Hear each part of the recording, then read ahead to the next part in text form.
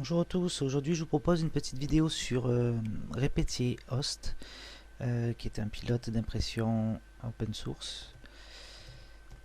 Donc on va aller de suite le télécharger. Repetier Host, vous arrivez ici, la première requête sur Google c'est download. Et donc on arrive sur la bonne page. En fonction de votre système d'OS, il suffit simplement de le sélectionner, vous cliquez sur télécharger. Une fois que le chargement est terminé, vous vous retrouvez avec un petit logo comme ceci sur votre bureau. Il suffit de cliquer dessus. Une fois que c'est ouvert, donc on se retrouve avec ce visuel. Et donc on va faire un petit tour d'horizon rapide pour voilà, découvrir en français le logiciel. Donc pour ça, il y a une fonction qui est pas mal, c'est déjà de le passer en français ici, donc dans configuration. Et là, vous vous retrouvez donc avec les termes en français. Vous pouvez rebasculer en anglais à tout moment si vous voulez garder les. Vous perfectionnez avec les termes anglais. Mais là, pour la vidéo, voilà, on va rester en français. Et donc, on va voir très rapidement le logiciel dans son ensemble. Et je reviendrai sur d'autres vidéos sur chaque module pour éviter d'être trop long à chaque fois. Donc voilà la présentation. On a sur la partie gauche le visuel 3D et 5 onglets sur la droite qui vont être les différentes manipulations qu'on peut faire. Ici vous avez donc la possibilité d'un simple clic de connecter votre imprimante une fois que vous l'aurez configurée. Pour ça, c'est ou dans configuration réglage imprimante, ou alors sur les dernières versions vous avez réglage imprimante ici. Vous allez rentrer donc les connexions, la qualité, les données techniques de votre imprimante et surtout voilà, le format qui va vous donner en fait ce visuel. Donc je ferai une vidéo sur les réglages. Ici donc vous avez votre volume d'impression. Donc pour que ça soit plus parlant, je vais directement charger un dossier. Donc pour ça vous avez placement objet ici. Tout est grisé comme il n'y a pas d'objet. Il suffit juste d'appuyer sur plus et on va aller chercher voilà, un objet qui a été donc mis sur le plateau. Avec la souris, la molette de la souris, donc je peux zoomer, dézoomer. Et un clic gauche, en le maintenant appuyé, donc je peux tourner un petit peu dans tous les sens. Et clic droit, je peux le déplacer. Donc ça, c'est les principales fonctions. Ça, c'est quand vous êtes en mode rotation. Sinon, vous cliquez et ici, c'est à chaque fois le clic gauche qui va vous donner donc le déplacement de la vue. Ou alors ici, avec le clic gauche, déplacement de l'objet. Ici, le zoom en maintenant appuyé. Et ici, pour centrer l'objet. Donc, le mieux, c'est de rester en rotation. Ici, vous avez la vue perspective, vue de face, vue de dessus. Et là, c'est la vue orthogonale. Voilà. Donc, on est sur cet objet. Sur la partie droite, donc dans le placement objet, il y a différents onglets qui se sont mis en dégrisé en fait. Voilà, pour recentrer l'objet, il suffit juste de cliquer ici.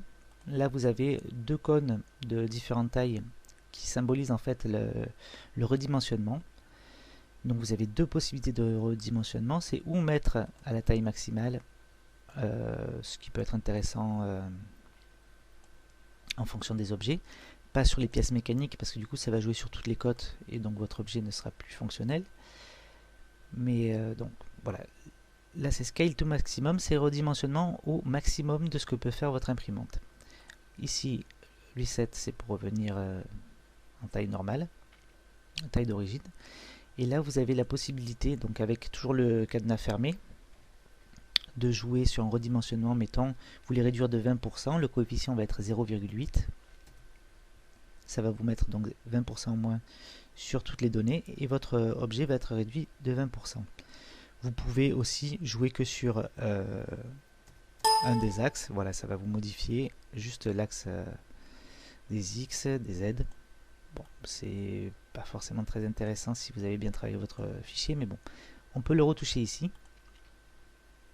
et revenir voilà, en reset toujours au mode par défaut. Là vous avez la fonction de rotation, donc pareil, si on veut faire une rotation sur l'axe des Z, je vais faire 45 pour que ce soit plus parlant, voilà, 45, ou alors si je fais 90, voilà, on voit que ça va pivoter mon objet sur le plateau. La fonction, donc reset, c'est pour revenir à la première fonction, et lay flat, c'est une fonction qui vous garantit d'avoir l'objet qui est bien positionné à plat sur votre plateau pour vous garantir la meilleure impression.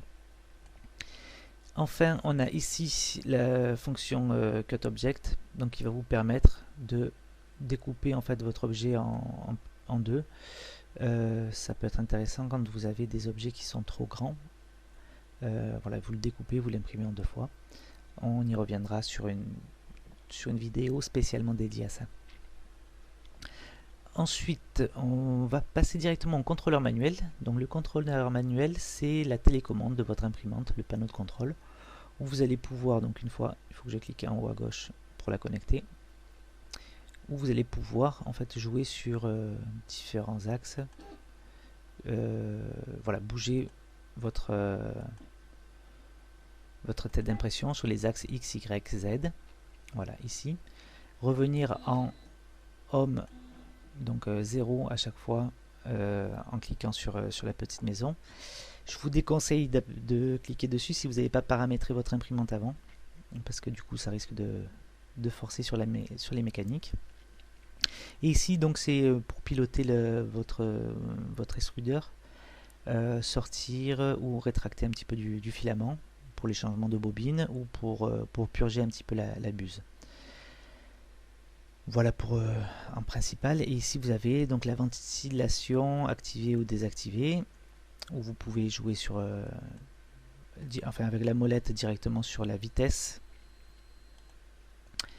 et ici sur la température, donc on peut activer ou régler la température comme ça à la souris, ou alors donner de manière plus précise les valeurs. Voilà pour le panneau de contrôle. Là on est en mode Easy Mode, donc c'est le mode un petit peu simplifié. Si je clique dessus, j'ai accès donc à la partie G-code, qui fera aussi l'objet d'une autre vidéo, parce que ça c'est un petit peu plus pointu, mais qui en fait les fonctions manuelles pour piloter votre imprimante. Donc c'est une série de codes voilà, qui sont des informations envoyées, reconnues en fait par votre imprimante. Donc une fois que j'ai placé mon objet ici, que je l'ai mis aux bonnes proportions, il va falloir générer les couches successives. Donc pour ça on utilise un autre logiciel qui est intégré à Repetier, qui est Slicer, donc le trancheur.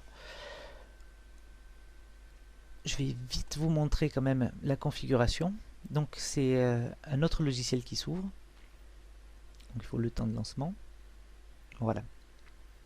Donc là on voit que ça a ouvert un autre logiciel qui est Slicer, où je vais pouvoir régler les informations pour mon impression, c'est-à-dire les épaisseurs de couches, les périmètres, le taux de remplissage, on y reviendra, et le sauvegarder par configuration. Le filament, pareil, avec les vitesses de ventilation, et l'imprimante aussi qui peut avoir en fonction des objets qu'on imprime. Si on veut configurer différemment son imprimante, ça se fait ici, notamment sur des codes de démarrage ou autres. Donc on y reviendra plus tard.